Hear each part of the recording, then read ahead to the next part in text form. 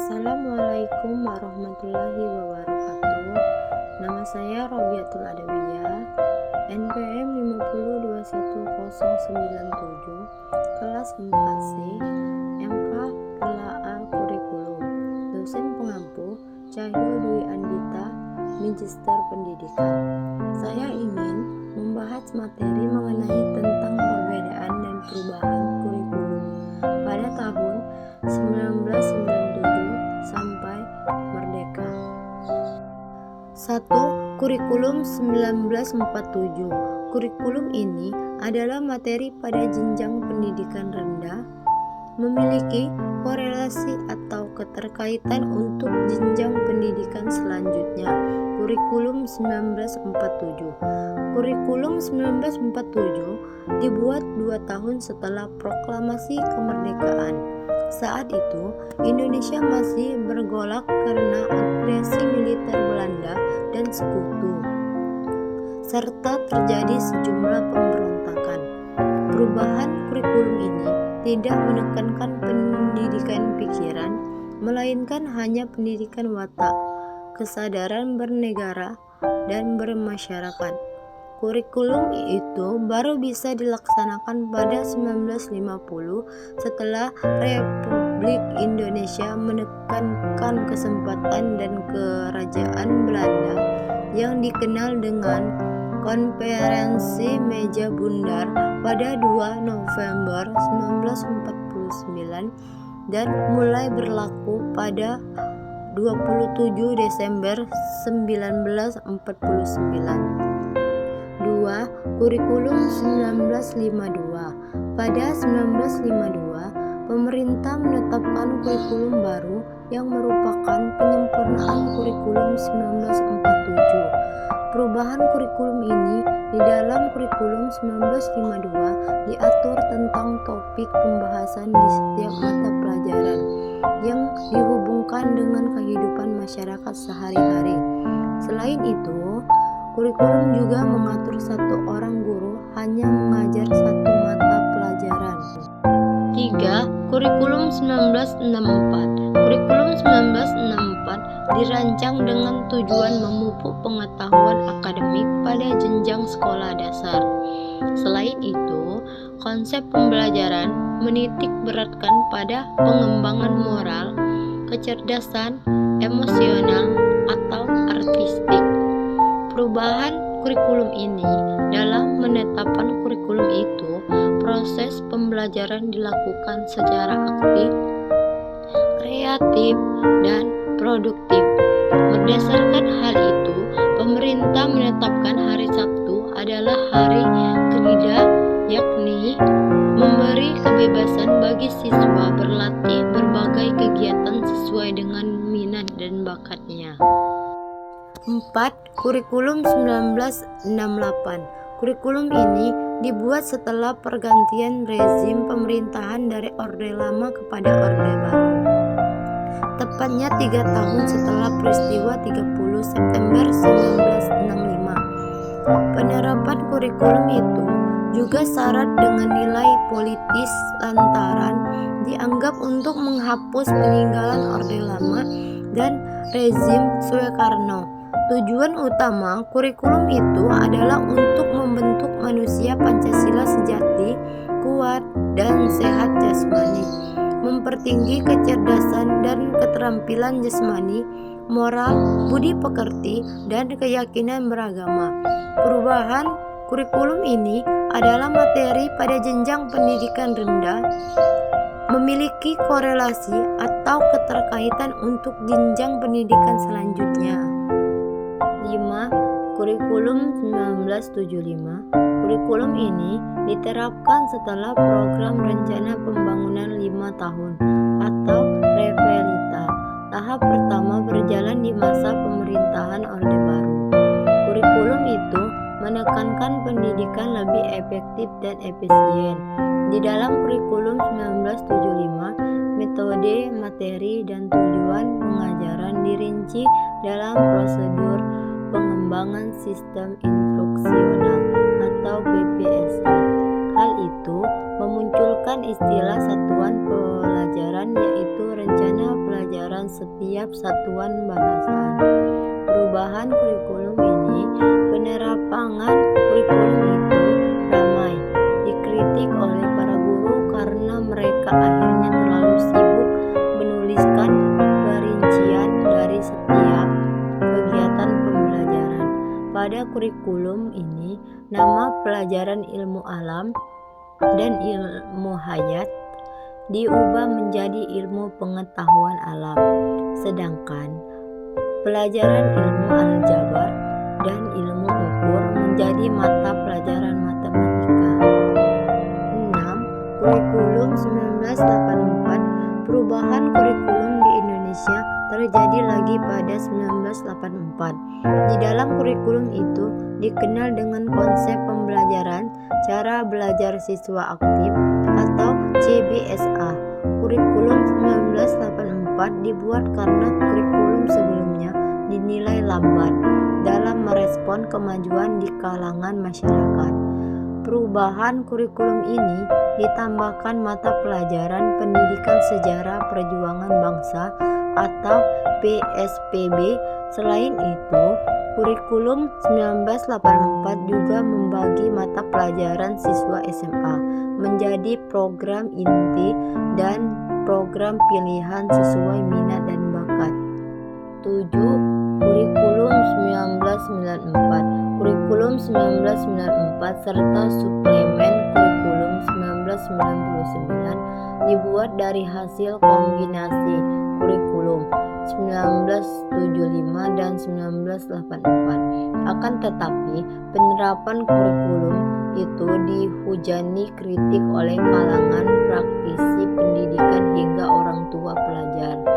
Sebabnya adalah materi pembelajaran dinilai terlampau berat dan padat. Selain materi pelajaran umum yang dinilai berat, di dalam kurikulum itu juga ditambahkan materi buatan lokal seperti bahasa daerah, kesenian, keterampilan daerah, dan lain-lain. Perubahan kurikulum ini, sistem pembagian waktu pelajaran dari semester ke catur bulan, yaitu periode pembelajaran dibagi menjadi 3 kali catur bulan selama setahun. Kemudian pada penerapan kurikulum 1994, singkatan SMP atau Sekolah Menengah Pertama diganti menjadi SLTP, Sekolah Lanjutan Tingkat Pertama.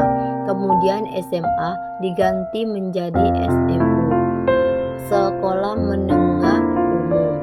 Program penjurusan di SMA pada kurikulum 1994 dibagi menjadi 3 program, yakni IPA, IPS, dan Bahasa. 8. Kurikulum berbasis kompetensi atau KBK 2004. Pada 2004, kurikulum di Indonesia kembali berganti menjadi KBK sebagai pengganti kurikulum 1994. Kurikulum ini menitik beratkan pada kompetensi 3 unsur pokok, yaitu pemilihan kompetensi sesuai spesifikasi, indikator-indikator evaluasi untuk menentukan keberhasilan pencapaian kompetensi, dan pengembangan pembelajaran bagi peserta didik dan tenaga pengajar. Dengan kurikulum itu, sekolah diberi kewenangan menyusun dan mengembangkan komponen kurikulum sesuai dengan kondisi sekolah dan kebutuhan peserta didik, dari yang mulanya berbasis materi menjadi kompetensi. Perubahan kurikulum ini menekankan pada ketercapaian kompetensi siswa baik secara individual maupun klasikal, berorientasi pada hasil belajar dan keberagaman. Lalu kegiatan pembelajaran menggunakan pendekatan metode bervariasi pada kurikulum ini. Peserta didik diharapkan mencari sumber pembelajaran lain yang memenuhi unsur edukasi dan tidak terlalu terpaku kepada guru sebagai sumber belajar. Pada kurikulum 2004, pemerintah kembali mengubah SLTP menjadi SMP dan SMO kembali lagi menjadi SMA. 9. Kurikulum tingkat satuan pendidikan atau KTSP 2006. Kurikulum ini diterapkan sejak pemberlakuan Undang-Undang Nomor 20 Tahun 2003 tentang Sistem Pendidikan Nasional yang kemudian dijabarkan dalam Peraturan Pemerintah Nomor 10 Tahun 2003. Meski kurikulum itu hampir sama dengan KBK 2004, tetapi prinsip penyusunannya menggunakan konsep desentralisasi pada sistem pendidikan. Perubahan kurikulum ini hampir sama dengan KBK 2004, tetapi prinsip penyusunannya menggunakan konsep desentralisasi pada sistem pendidikan. Pemerintah hanya menetapkan standar kompetensi dan kompetensi dasar. Lalu, guru diminta mengembangkan silabus dan penilaian sesuai kondisi sekolah dan peserta didik di daerah masing-masing. 10. Kurikulum 2013 atau K13. Kurikulum 2013 atau K13 diterapkan oleh pemerintah untuk menggantikan kurikulum 2006 atau KTSP. Pada tahun ajaran 2013 sampai 2014, tepatnya sekitar pertengahan tahun 2013. Kurikulum 2013 diterapkan secara terbatas pada sekolah perintis, yakni pada kelas 1 sampai kelas 4 untuk tingkat sekolah dasar, kelas 8 untuk SMP dan kelas 10 untuk jenjang sekolah SMA atau SMK. Sedangkan pada 2014 kurikulum 2013 sudah diterapkan di kelas 1, 2, 4, dan 5.